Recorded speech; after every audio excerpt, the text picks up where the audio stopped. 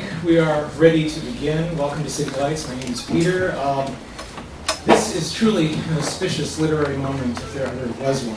I think both for City Lights and for the San Francisco Bay Area. It is a great honor and a pleasure to be able to host an evening for László Krasznahorkai. I'd like to take a second to thank New Directions Books. Barbara Ebler, the publisher, Declan Spring, who's the vice president and senior editor, and of course Tom Roberge, who's worked ceaselessly to make this happen, make this a reality. He's the marketing director there. Tonight would not have been possible without them. Very, very grateful for their help in bringing László out to us. I'd also take a moment to really acknowledge James Laughlin, the founder of New Directions, whose vision and legacy has had a sweeping effect on the world of letters. And we feel a very, very strong kinship to New Directions. And after all, they published Lawrence Ferlinghetti from very, very early on. We share a view and commitment to the literary life that runs very, very parallel. So our heartfelt thanks go out to them, and a great thanks to all their efforts. We have an author in our midst tonight who we feel extremely strongly about here at City Lights. His work is of major significance to the literary world, both nationally and internationally. His writing embodies all of the qualities that we value the highest here at City Lights. It is challenging, it is complex, it is exquisitely crafted, it is uncompromising in its vision. At times it can be difficult, it can be ironic, always darkly humorous, but in the end, always worth the candle. László Krasznahorkai is the author of 7 epic novels, 4 of them beautifully translated into the English by George Surtees. These include The Melancholy of Resistance, War and War, Animal Inside, which is actually a collaboration with the brilliant famed painter Max Nordbaum, and the infamous Satantango. His several works not yet published in English, which we're looking forward to from New Directions. The Prisoner of Urga, from north a hill, from south a lake, from east a road, from west a river. Also Ruin and Sorrow Beneath the Heavens. He's also written a collection of short stories titled Relations of Race. His work has been translated into numerous languages, including in English from New Directions, in the French from Gallimard. He's also been published in Spanish, German, Polish, Czech, Hebrew, and many other languages. He's the recipient of numerous literary prizes, including the German Bestenlist Prize, which is for the best literary work of the year. This was for Melancholy of Resistance. Also the Kossuth Prize, which is regarded as one of the most prestigious awards in the Hungarian state. He's the recipient of a DAAD Fellowship, and in 2008, he was the S. Fisher Guest Professor at the Free University of Berlin. Since 1985, Mr. Krasznahorkai has developed a working relationship and a very, very deep friendship with the renowned filmmaker Alan Tarr. Tarr's films are almost exclusively based on Mr. Krasznahorkai's works. These include the films Satantango and Werkmeister Harmonies. His collaboration with Mr. Tarr continues to this day. Mr. Krasznahorkai writes his screenplays and assists the director in all the important aspects of his filmmaking. I'd like to take a second to kind of point out another kind of deeper spiritual connection that City Lights has with him. And while completing the novel War and War, Mr. Krasznahorkai resided for some time in Allen Ginsberg's apartment in New York City. And Alan's friendship and advice really was very helpful in bringing that book to life.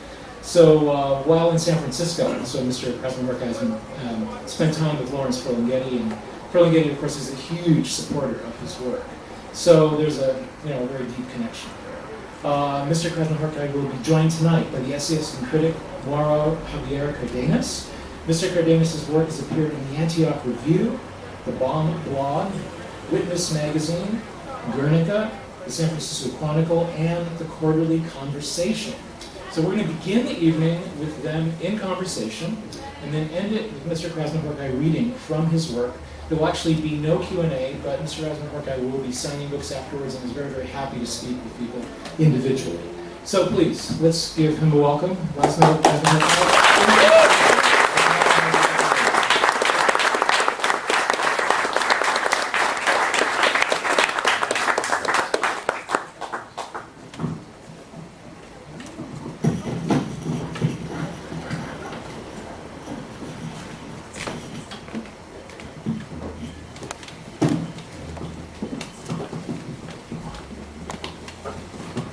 So the first question I wanted to put out there is there's a figure that recurs in your novels. We have Exchica in Satantango, we have Valushka in the Melancholy of Resistance, we have Korin in War and War.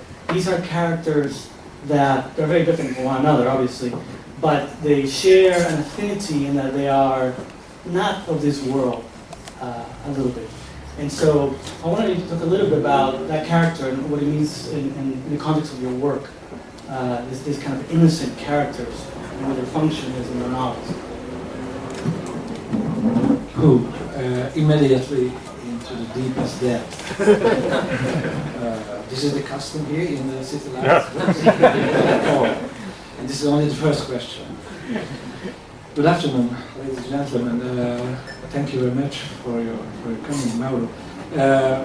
Actually, here I should say something about the meaning of sacrifice or something like that, because these three characters in these three novels are really victims of this world. That means absolutely not that they are not a part of this world, but they are part not only this world.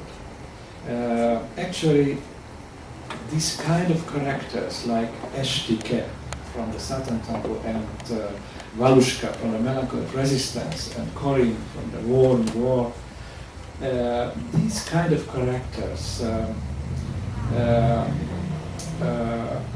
our money. We paid for our compromised life with their sacrifice. Actually, this is a main tradition of human history, because if you think of the Russian literature in the 19th century, if you think of Dostoevsky, how many wonderful characters we can find from this kind of victims. I joined also to this tradition with these persons, because we cannot pay enough for our life with these victims, and perhaps this is a big machinery, this is a big circle, and this is a big repetition. You know, we live between different compromises and different under different small or bigger punishment, but actually this kind of very, very sensitive figure, these victims, are really sacrificed. We have it's impossible to forget this kind of human beings like Estike or Valushka, and perhaps I hope that we cannot forget them. It reminds me of what you're saying a little bit about the machinery in the Turin Horse Bellatar's movie that was based on a short story of yours. That there's a moment in Turin Horse, you have to give the crowd a little background. In Turin Horse, there's a father and a daughter in a very remote place, and they're alone for most of the movie. And then there's a point in the middle of the movie where there's a horse carriage that comes in with lots of people on it, and like they're partying and having a good time, and they're incredibly scary. And they remind me a bit of this machinery, this sort of, is there an apocalyptic vision that in such a quiet movie becomes terrifying? Talk a little bit about that image and what it means to you. Our last movie, The Turin Horse, is really our last message with Gyula for all readers and friends who read and who go to the cinema yet. And that was actually an accidental case. In the time of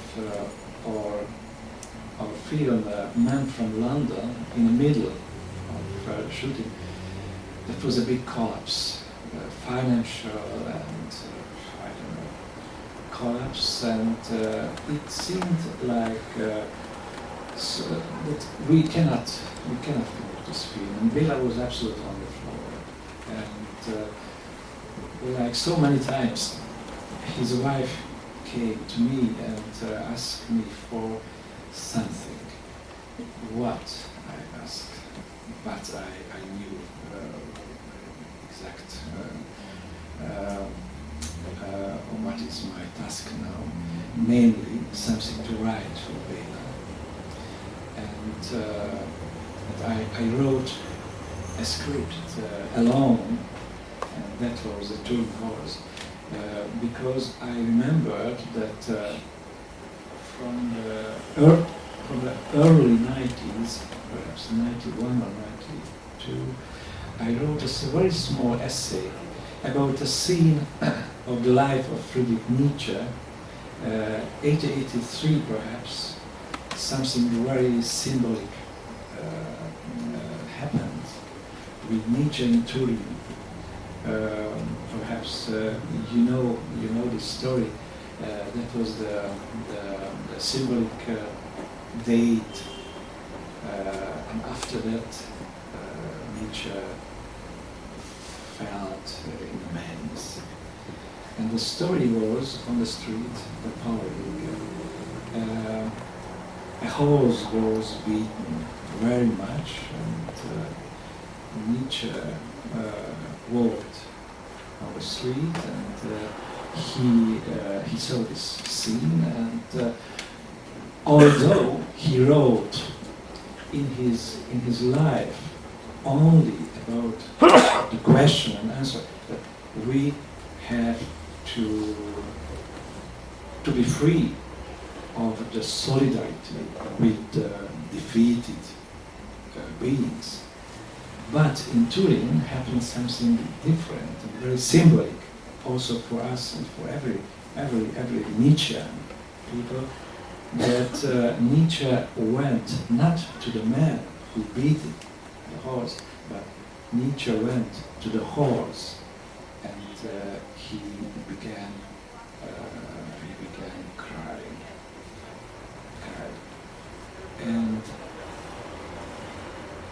we knew this story in Europe and perhaps here also. And everybody dealt with Nietzsche after this symbolic scene. But nobody asked what's happened with the horse after this story. I was very curious what's happened with the horse. And about this question I wrote a small essay. And from a small essay I wrote this screen for Bela. And Bela was really very satisfied of this story, but we never thought that we will make a film in this scene. That was some therapy for Bela. And after that we could continue the shooting of the Man from London, and it seemed like so that we can continue our collaboration. And after a while, Bela called me and asked me,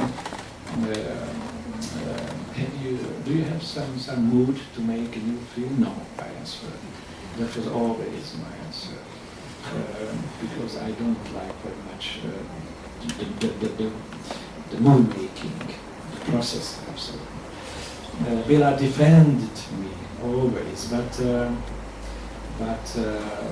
he couldn't enough, and I was always very afraid of the people there who were absolutely not interested in the art or the message, only the money, and what can we dream now? Normal question, early question. And actually only Béla's wife and me, we were three who had really interested in this kind of film, which we did. And Béla called me and asked me, and that was always the same case before a film making, that Béla had to convince me that this new film, what we should make again, could miss from the world, and that was not simply a task for Béla to convince me. And but the last argument by Béla was, in that case, that if you help me for the touring horse, this film will be all last. And I couldn't say anything but okay. In this case, with pleasure.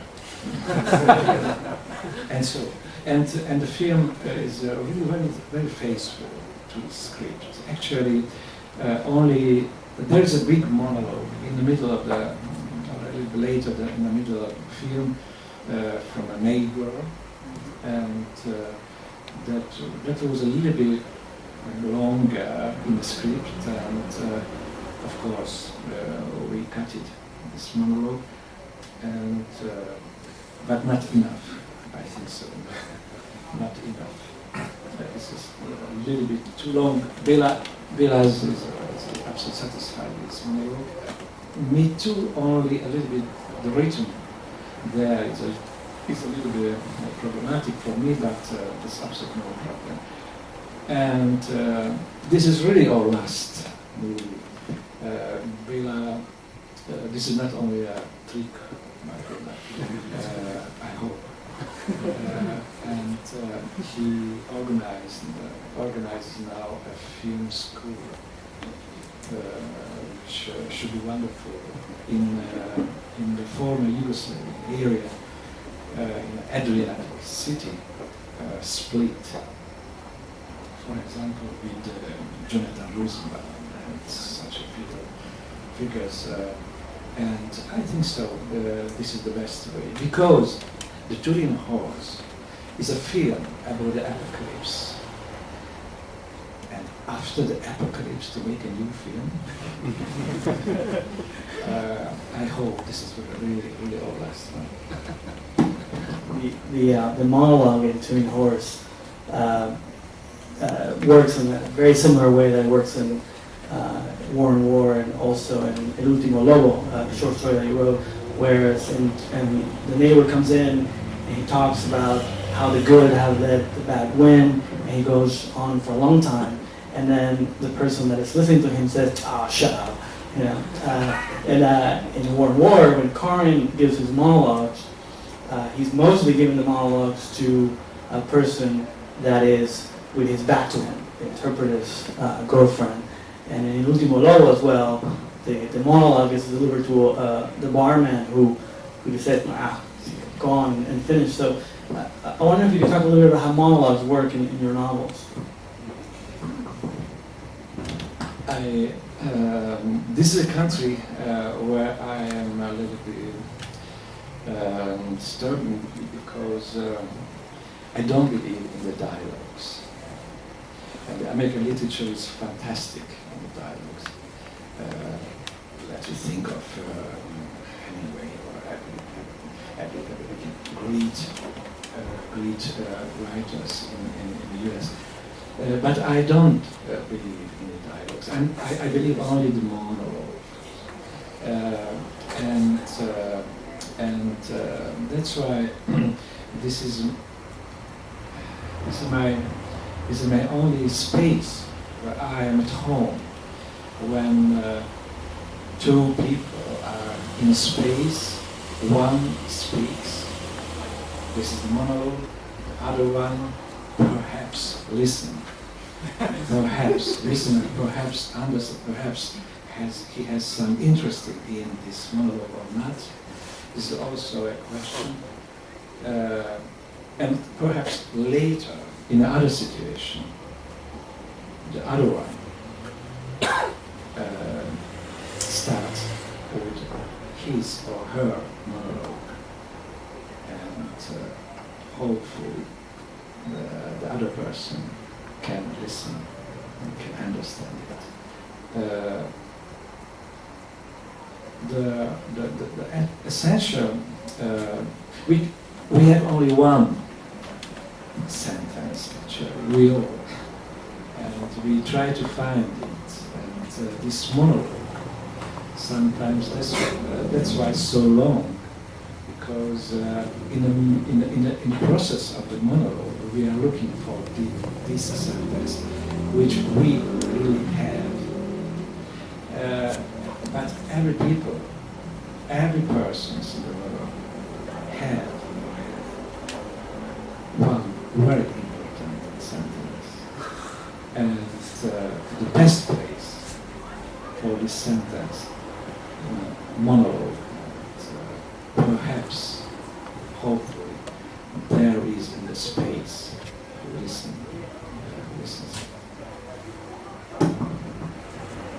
In the long sentences in the monologues that we hear in War and War and the Melancholy of Resistance as well, Satantango. Could you talk a little about the development of the long sentence, the long line in your work?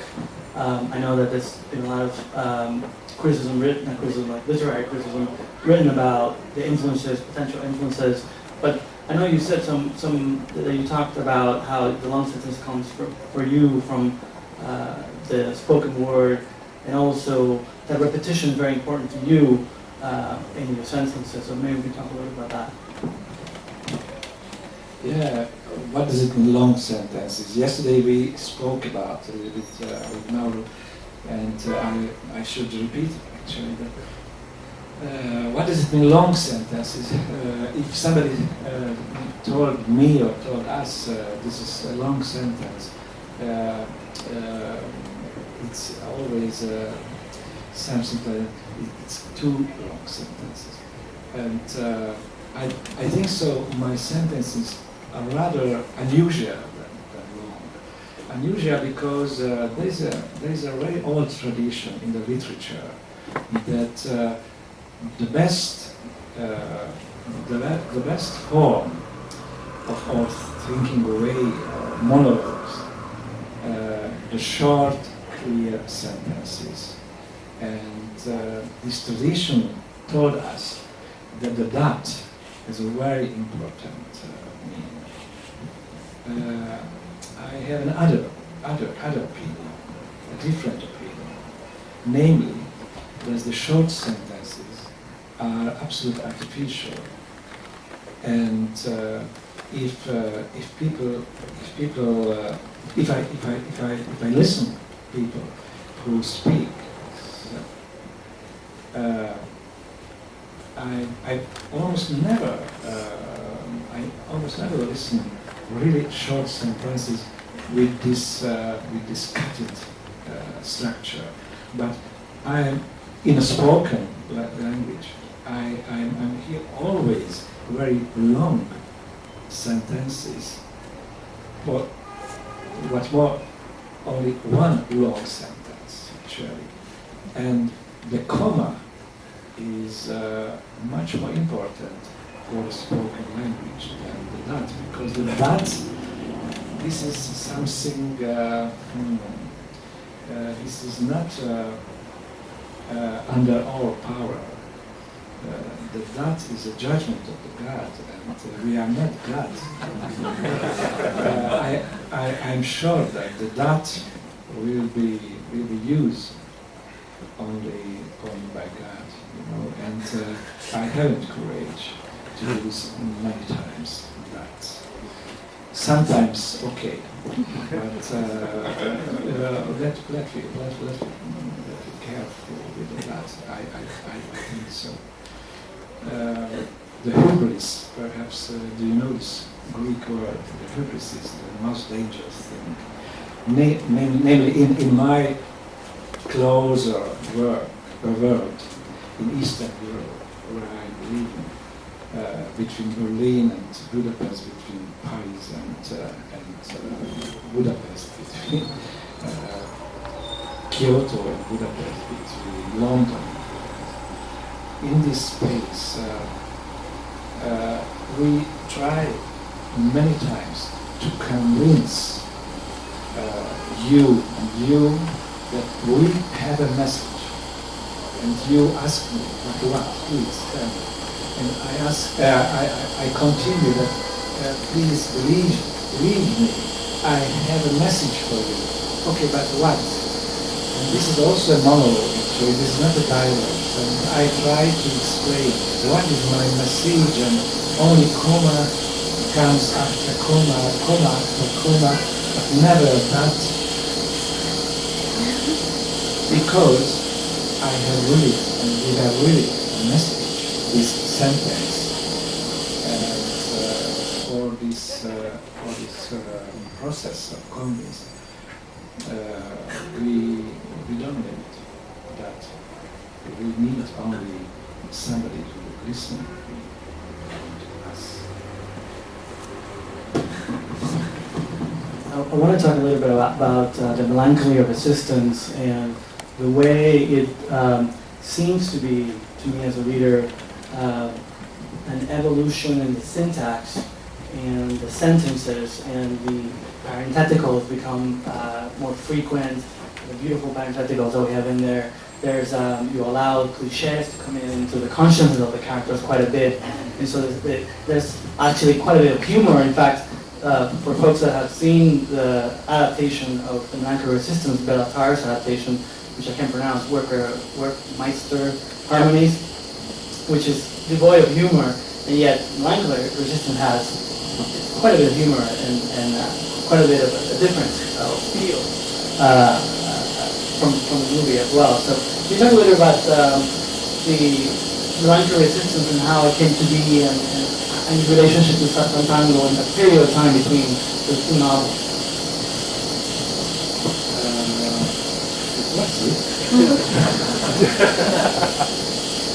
Somebody's very angry.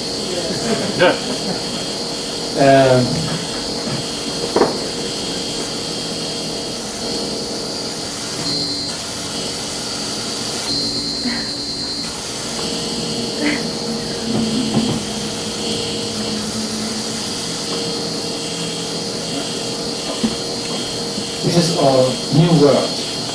This is the best to love this world. This is the only possible because, okay, we love this world. And yes, why not?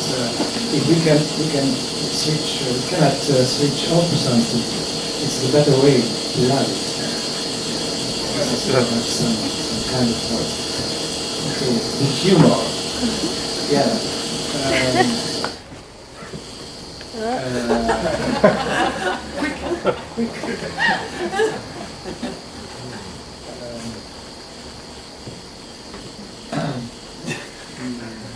If you have a big task to make to create a fictive, a literary word in an hour, this is a quite big ambition, and if you are young enough, you have this ambition, and I had this ambition too when I was 18 or 20 years old, and I wanted to write one book, and that was a Satantango, which is new one now in the US for me.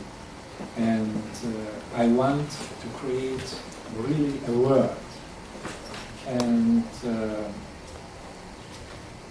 from this word you cannot write about a word without humor, because the humor is a part of the word, and almost every movement, almost every wish, desire, dialogues and monologues had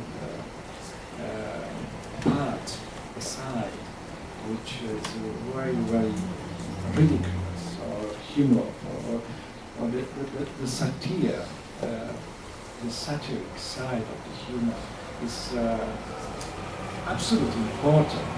And if you are in a very serious case, there is a very thick border between the ridiculous and the tragic.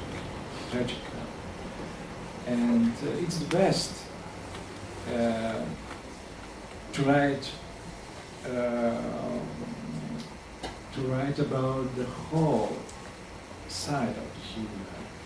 And that's why we had, for example, many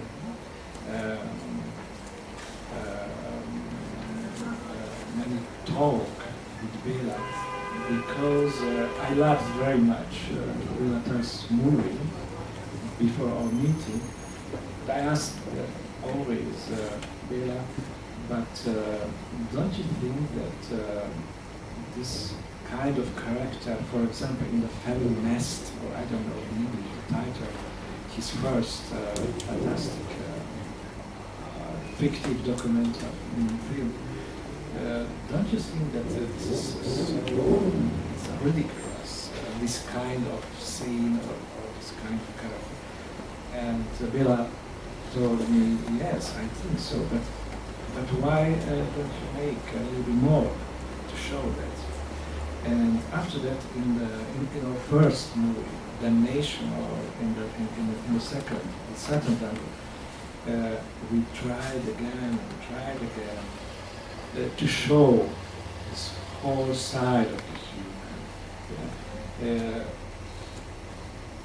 The heroes, the characters, for example, in the Satantango, you have to say about the book, when they waited for Irimiage, because he needs Irimiage, because they need Irimiage, because they need life.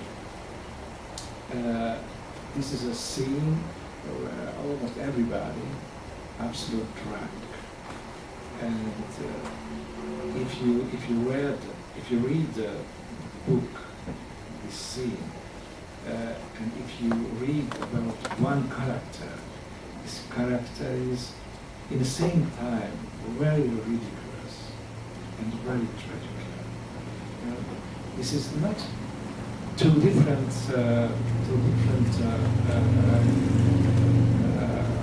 line of the characters. There aren't characters who only ridiculous. There aren't characters who are only tragic characters. I feel always if I think of me, for example, so my characters in the same time ridiculous and serious.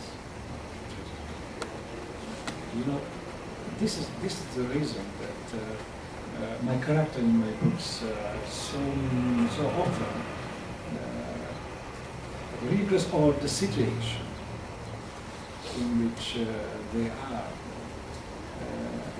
doing in something so ridiculous, or in the same time tragic, and to laugh a little bit about the thing. It gives some freedom, and that was very important in the first part of my life until the Berlin Wall. The humor, the satiric sides of the life, to laugh, which is unbearable. For example, it was very, very important.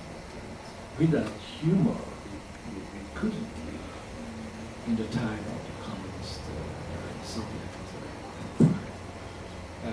To laugh now, I miss a little bit now from this. Yesterday we were talking about, you were saying that you found theater often to be very boring. And there were some interesting reasons why that was the case. I wonder if we could talk about that and how it relates to reality and how it relates to your work as well.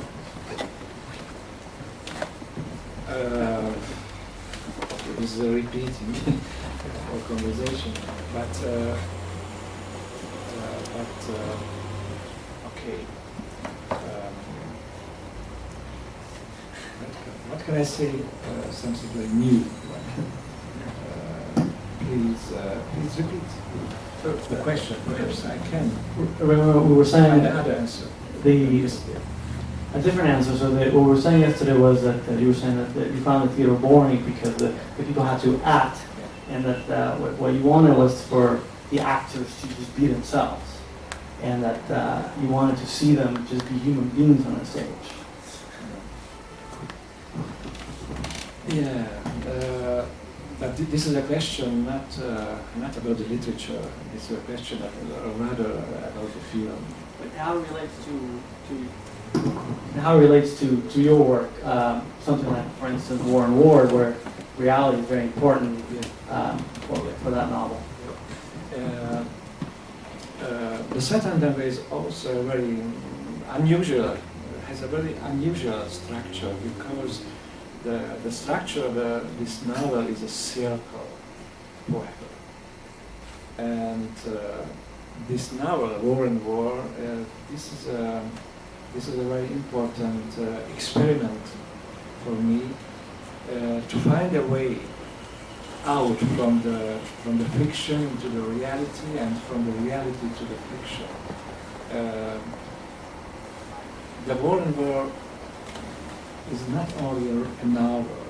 The War and War was a project, and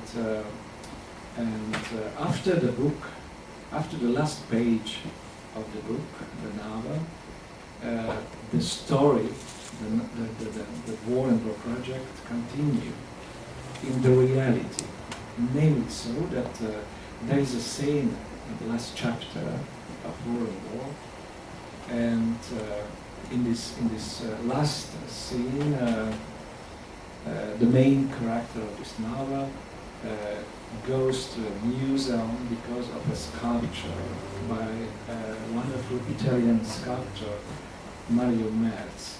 Mario Merz was a leading figure of the art povera, an Italian movement in the late 50s, 60s. And Mario Merz made almost only in his life only idioms. Do you know what does it mean, idiom? This is a kind of symbol of poem, and my character wanted to finish his life in Mario Merz idiom in a small Swiss town in a museum. But he arrived at this museum about midnight, and that was almost, of course, impossible to go into the museum, and that's why he left his last message, his last sentence, will I ask for to grabbing this sentence in a plaque. What is it? Plaque. In a plaque. After he's dead, please set somewhere in the museum the name of this people, this plaque, with my last sentence. And in the reality, after the publishing this book in Swiss and in Germany, 1 month later, 8 characters from the last chapter of this novel stood there in this small Swiss tone in front of the entrance, in front of the plaque, with the last sentence by this main character. And every character told for the audience his or her relation to the main characters. And after that, we celebrate this plaque. And this plaque, with this last sentence, by calling by the main character, you can see that today as well. And you can, if you are interested in the last sentence of this novel, you can take a flight and go to Zurich, and after that to Schaffhausen. And this is a very small town. It's very easy to find this museum, Hallen für Neue Kunst, museum for contemporary art, and the right side of the entrance you can find this plaque, this last sentence of Hori. And this is not only a play with a fiction and reality, because after this story, Mario Merz himself read this novel, and he was absolutely angry. And he went to Schaffhausen, to the director of this museum. His character, he's a real person. He was a real person. And his character is very rough, you know. He was almost 2 meters tall and very rough and strong. And he went into the director's room and he cried. He cried. Why was it not possible to leave George Corin, the main character, into my Italy? And the director listened, what kind of man, or Corin, who is Corin? My question is, he cried, why was it not possible to leave this poor man into my Italy?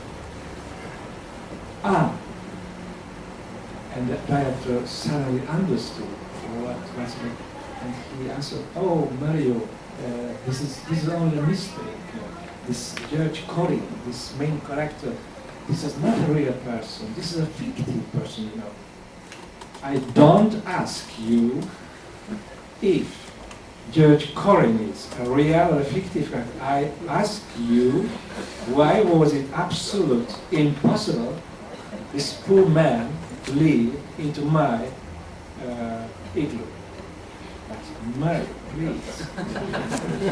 And that was really very dangerous, because he had, for example, a nickname, Animal.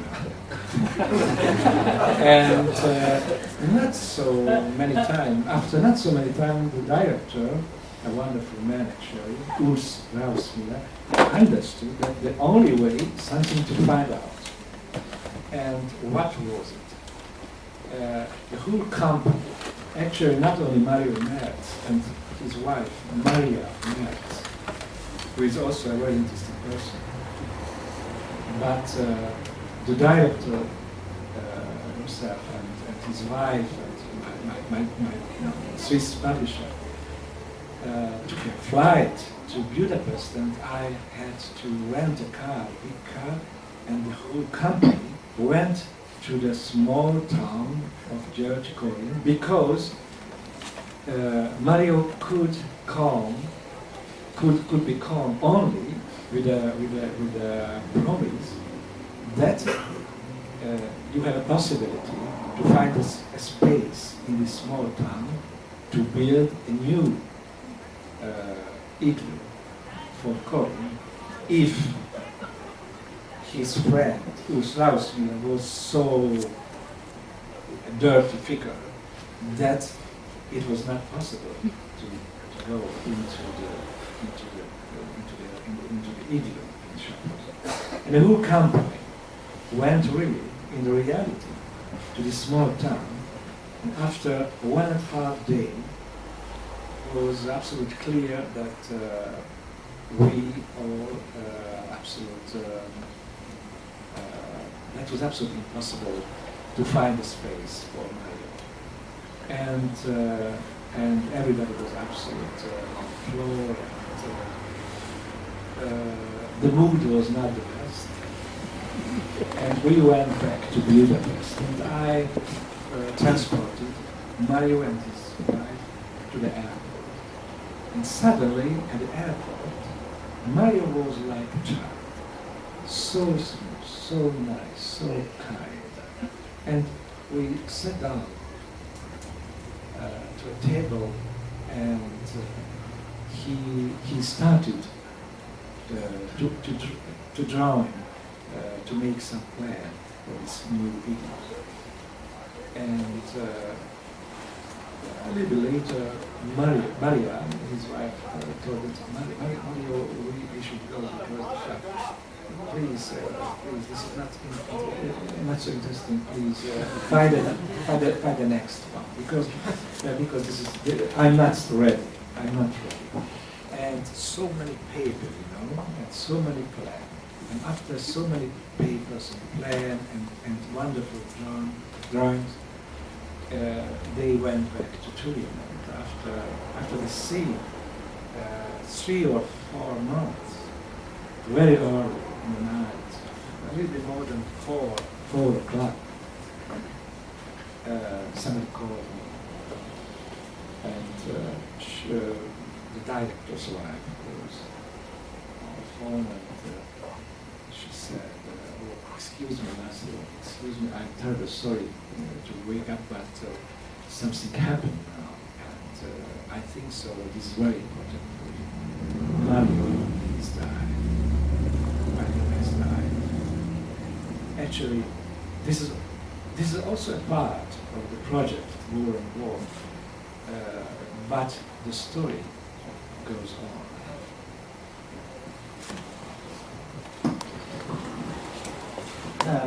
There's something that Kasser in War and War says. So in War and War, there's just to give a little background. Yes. Corin finds a manuscript, and there's a little bit of debate about whether the manuscript is real or not. And I'm not sure if the manuscript is real. Corin does find a manuscript, and in the manuscript it's a story about four characters that travel through time, and one of them is Kasser.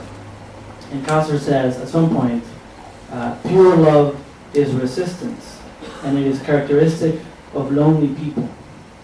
I wonder if you can talk a little bit about that sentence. So I repeat it. Pure love. Not every sentence is absolutely ununderstandable for me. But this is a very risky question, because this sentence I wrote when I was in a very deep love with somebody. And the love is always short. And this sentence stood in a book. And I'm in a big distance. What can I say now about love, like the purest form of resistance? Because I thought when I was in deep love that in the love, the love is the only possibility to be really free. Because if you are really love somebody, it's absolutely not interesting. Nothing is interesting. Only this feeling and an absolutely different world. You cannot bear actually the world with laws and with conditions, and the real life is almost unbearable. That was my case, and I thought that the love really the only form of the human being to show a field which is not so animalistic. You know, because the love was, for me, some very spiritual, absolutely not something with body. Every other feeling, a normal love, this is a part of life, okay, but this highest level of love, this is a very spiritual thing, and the freedom and the love contacted very close to each other. I thought it. But I am now without the Prize.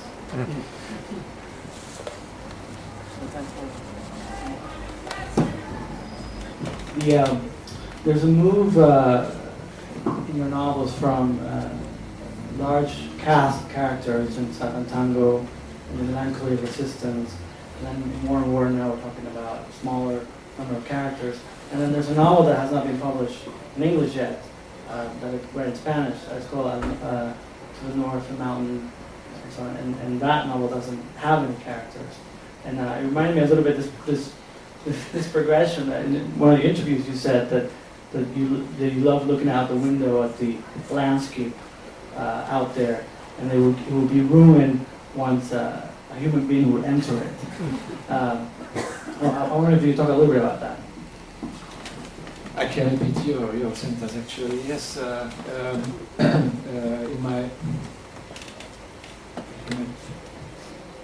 when I was about 50, I thought that the nature is our enemy, and I cannot deal with something with the people who went into the nature, and they said, "Oh, this is so wonderful," and they walked in nature, and everything. The highest points were fantastic, and the deepest points were fantastic. For them, I was not a walk in the nature, but after a year in Japan, in Kyoto, to my relation to the nature is elementary changed. I don't know how and why, but after that, I was one of them who loved very much the nature, and I told for my friends, for my family, please come with me because this mountain system here and there, so wonderful, please see that. And, my children, for example, were it was absolutely ununderstandable for them to want again their father. Before that was absolutely different. And now we have to wonder nature why. And I try to explain why, because I try to explain that my daughter, please stay here and look this wonderful valley. There are trees, and there is a wonderful creek with stones, wonderful stones, and behind the sea, a wonderful mountain. Wow, it's so wonderful. This is actual. Do you know what is it? And the daughter said, we don't rise and rise. This is actually a paradise, because the created world without human being. Actually, this is the paradise. My daughter wrote a little bit, I'm sure. But I tried to explain. And after that, we stood really there in my Hungary, and we saw down around, and that was really fantastic, beautiful. And suddenly, from the right side, walked a man with his dog, into the picture. And inevitably works. Everything first. Because the human being in the nature made and makes something. The human being brings a message which is really destroying in the created world. And I am now very happy because I'm after a big trip in canyons in the US, and so many beautiful canyons. So almost nobody was there. That was fantastic. And this is serious. I think really that the paradise is the created world without human, minus the human. Paradise equal nature minus human.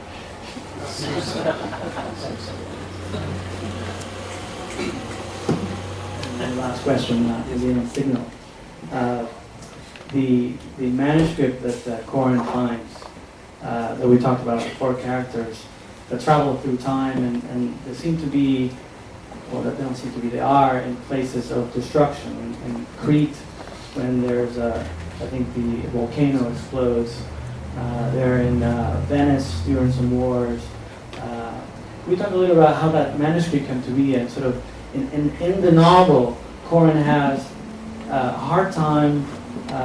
He tries to understand it, doesn't understand it. But so, can you talk a little about how that manuscript, or the idea of those characters came to be, and what that means to you, those characters traveling over time through this sort of landscapes of destruction?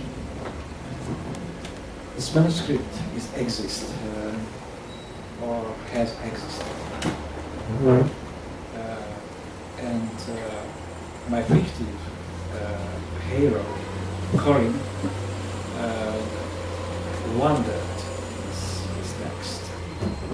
And this text dealt with 4 angels, or angel-like figures, who once wanted to find a place in the world, on the earth, with peace, what is peaceful. And this way was unsuccessful because they found only war after Indian history. And my hero of this novel wandered this text, and he looked for some form. How can he find a solution to beware this text for attempt? And he was a really naive person, innocent person, and he believed, after a conversation in the novel, that the internet, namely an absolute imaginable space, this is undestroyable. This is not possible to destroy, because this is only in virtual space. And that's why he decides to write and to send to the internet this text. And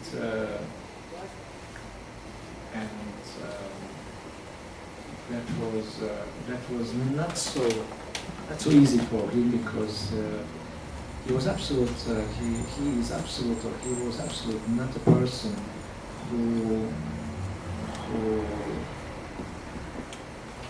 for whom it is very easy to find a fast solution after this fact, after the existing of this text on the internet.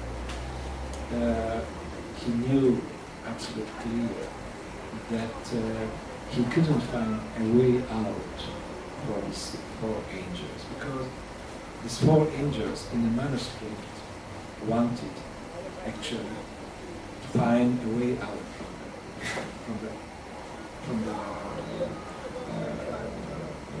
world, from the real world that Corinne, the main character, wanted to see, to find a way out for them.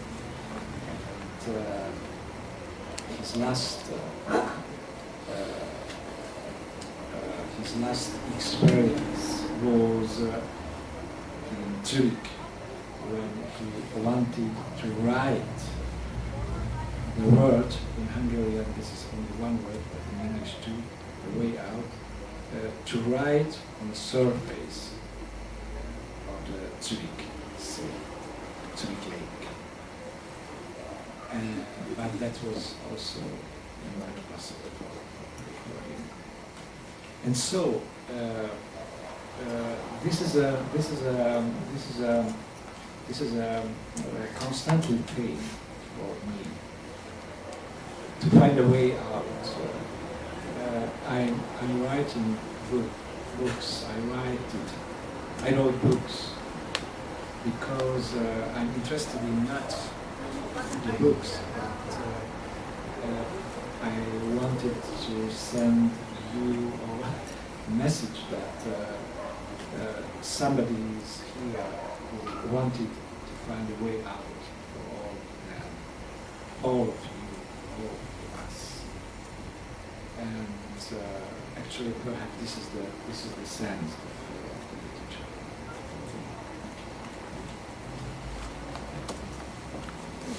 And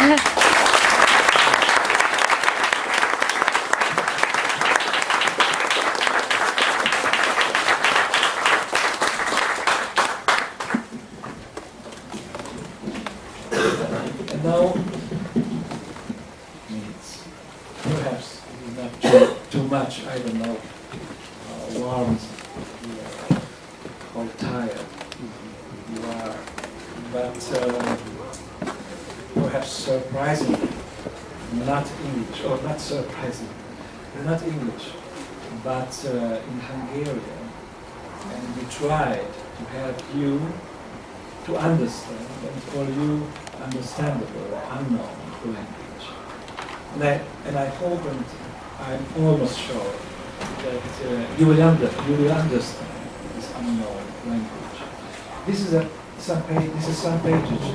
These are some pages from the book, from the novel Satantango,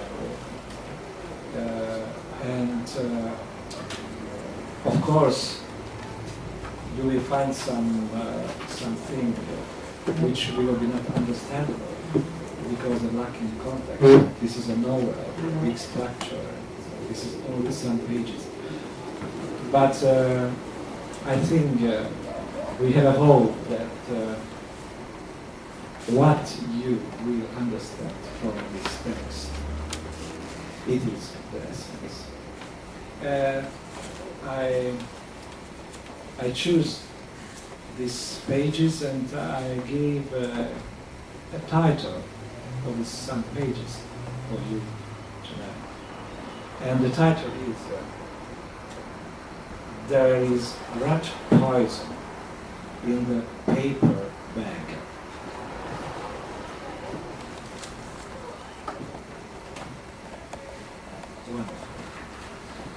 Véget van, suttogta Estike. Esti, this is in the original, Estike. Estike, this is a flower in Hungarian, which which can smell only evenings. From other side, the Esti, this word is coming from the Este, from the evening, the word evening. Okay, but that was not possible for the wonderful translator Joe Sirkes to use the whole form. That's why this is Esti. She is a small girl, about 5, 6 years. Véget van. suttogta estike. S Micur barátságosan dorongolni kezdte. Nehogy azt hitt, hogy sajnálni. Persze védekezhetsz, ha tudsz, de úgyis hiába. Ledobta a macskát. A nyíláshoz ment, és a tetőléchez támasztott deszkákkal letakarta a kiállatot. Várt egy keveset, hogy szemei hozzászokjanak a sötétséghez, majd lassan Micur felindult. A macska nem fogadja amit. Engedelmesen tűrte, hogy esti fölemelje a magasba, és csak akkor próbált menekülni, amikor gazdája levetette magát a földre, és vadul hemperegni kezdett vele egyik saroktól a másikig. Esti ujjai bilincsként vonultak a nyakára, és oly gyorsan emelte maga fel, és oly hirtelen fordult át fölötte, hogy az első percben Micur rémülten megmerevedett, és meg se próbált védekezni. A küzdelem azonban nem tartott sokáig. A macska hamarosan kihasználta az első kedvező alkalmat, és karmait gazdája kezébe mélyeztette. De maga Esti is elbizonytalanodott. Hiába biztatta dühösen, hogy na gyerünk már, támadj már te. Micur semmiképpen nem volt hajlandó birokra kelni vele, sőt, még arra is neki kellett ügyelnie, amikor át perdült fölötte, hogy a kézfejére támaszkodjon, és ne a macskát. Elszálltan nézte a sarokon menekülő Micurt, aki felborzolt szőrrel, ugrásra készen meresztette rá megvillanó gyűlös szemét. Mit érő legyen? Megpróbálja még egyszer? De hogy?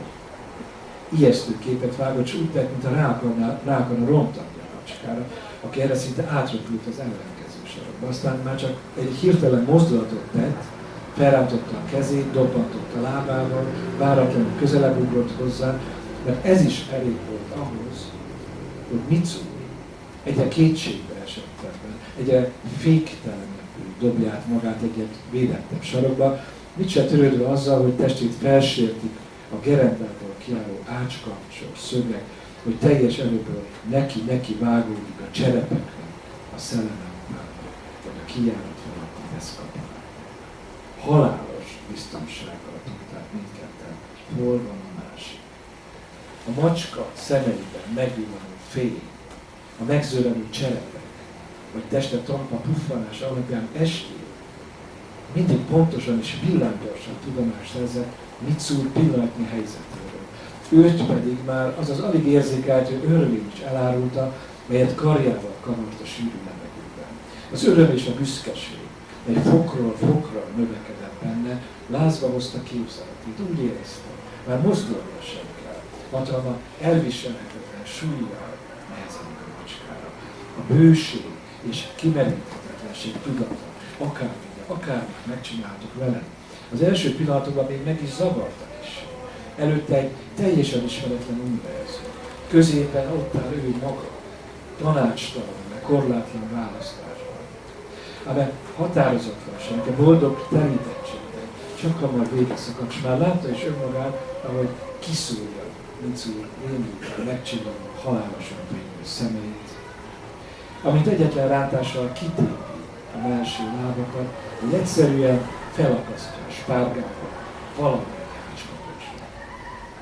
Szokatlanul súlyosnak érezte a testét. Egyre inkább egy idegenentő áldozata lett. A győzelem heves lágya szinte leterítette benne azt, aki volt, de tudta bármerre lép, elkerülhetetlenül felbotlik és átzuhan rajta, hogy az még az utolsó pillanatban is megsebezze a belőle sugárzó fölét és elszántságot. Mereven figyelte a macska szemeiben foszforeszkáló ragyogást, és amiről eddig nem is vett tudomást, most hirtelen belé hasított. Látta a fényben a rémületet, a másik tehetetlen vergődését, a már önmaga ellen forduló kétségbeesést, az utolsó reményt, hogyha koncként kínálta saját magát, talán megbeleg.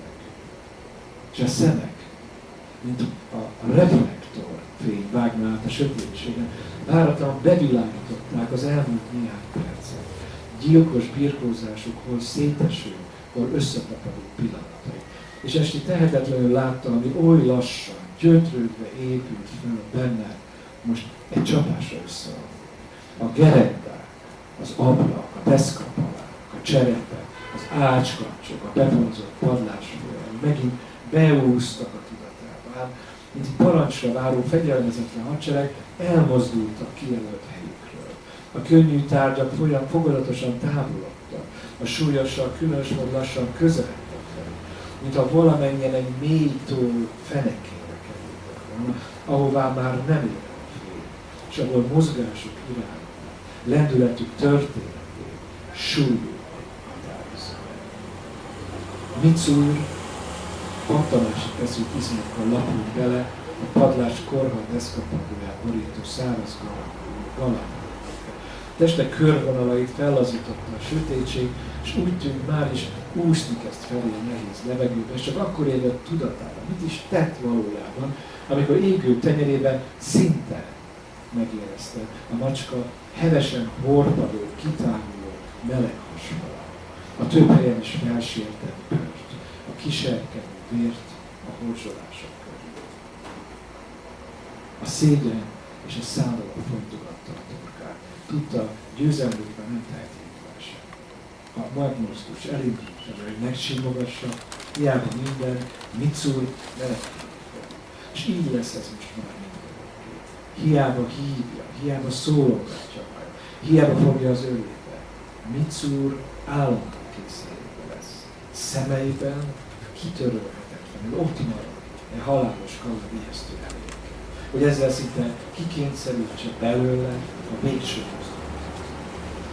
Azt hitte eddig, csupán a kudarc elismerhetetlen, most már értette, hogy kibírhatatlan maga a győzelem is, mert ez szörnyű birkózásban nem az volt a szégyenlés, hogy ő maradt föl, hanem hogy az esély hiányzott a verseny. Átvillant rajta, hogy talán megpróbálhat meg még egyszer a garmeg, a megharapnak, de hamar belátta, hogy nincs menekvés, ő az erősség. She went to fetch the rat poison.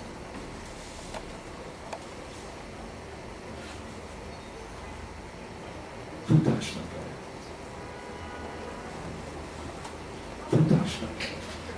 A háta mögül, mint a vad kutyacsapolás, üldöző hangok eredtek a nyomába. És már azt hitte, vége nincs tovább, ezek a vonító hangok megragadják, sárba tipolják, amikor a váratlanul csendben. Csak a szél zúgását hallott, meg a millió esőcsepp apró kis duffanás, vagy szépen körülöttük. Csak akkor mérsékelt egy kissé az iramat, amikor elérte a Hochmeisz bűr elejét. Megállni azonban még elkosított.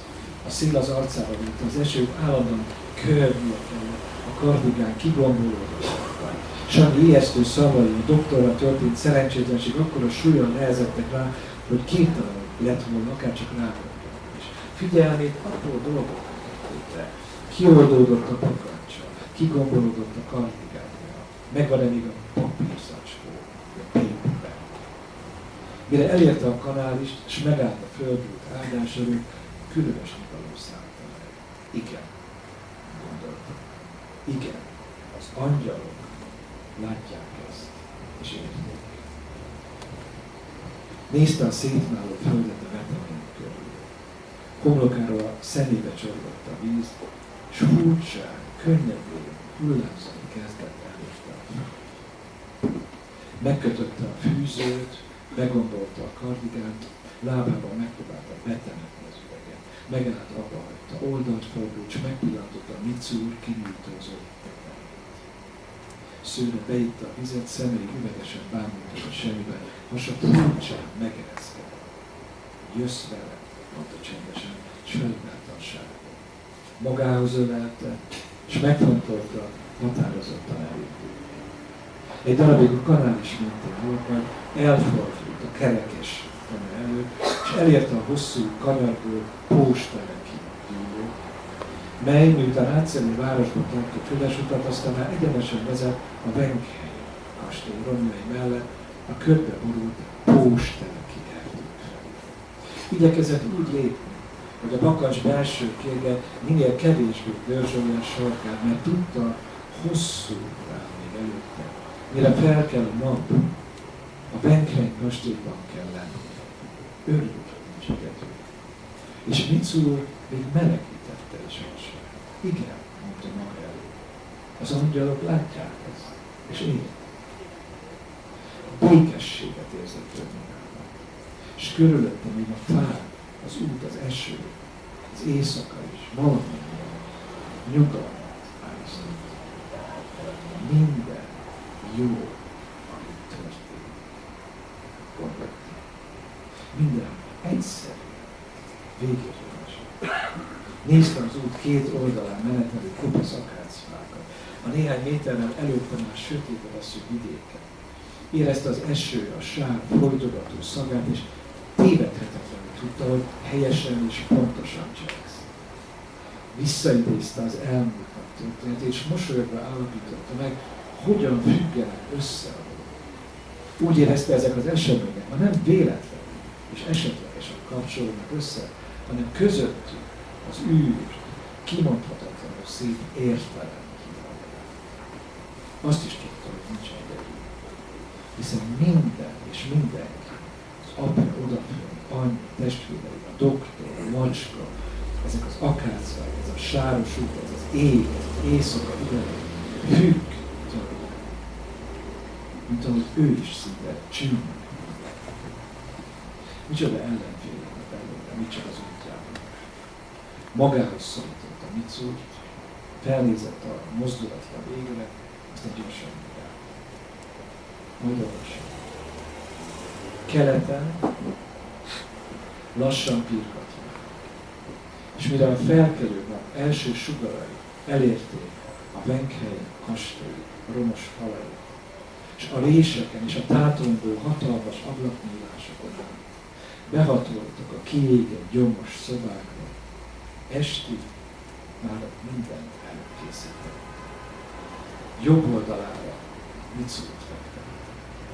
És miután testvérésen megfelezte a maradékot, és a maga részét egy kevés esővízzel végre sikerült lenyelnie, a papírzacskót a baljára rakta, egy korma deszkadarabra, mert biztos akart lenni abban, hogy bátyja figyelmét majd nem kerülje. Ő maga középre repült. Lábait kényelmesen kinyújtotta. Kipésülte homlokából a haját, hüvelykujját a szájába vette, és lehunyta a szemét. Nem volt oka a nyugtalanság. Tudta jól, hogy angyalai már elindultak.